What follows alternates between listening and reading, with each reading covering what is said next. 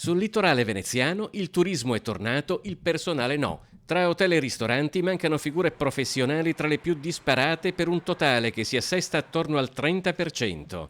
Le risposte spesso sono quelle che potete immaginare, con i sussidi che ricevono stando a casa, chi glielo fa fare di venire a lavorare sostanzialmente, anche a fronte di assunzioni di tutto rispetto. Alberto Maschio, presidente dell'associazione Jesolana Albergatori, denuncia senza mezzi termini quella che definisce la cultura dell'assistenzialismo di chi al lavoro preferisce rimanere a casa coperto da reddito di cittadinanza, bonus o altre forme di sostegno.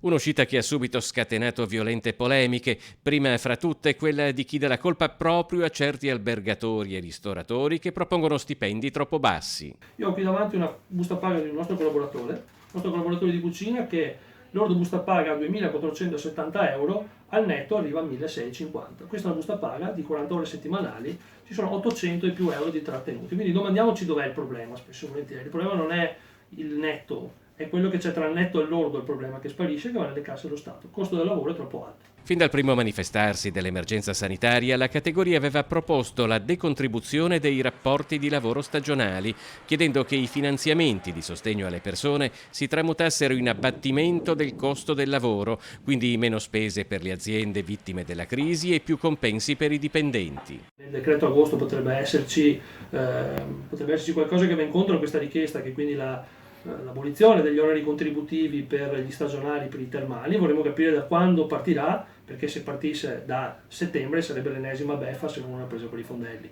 Evidentemente perché sia utile per gli stagionali deve partire quantomeno dal mese di giugno.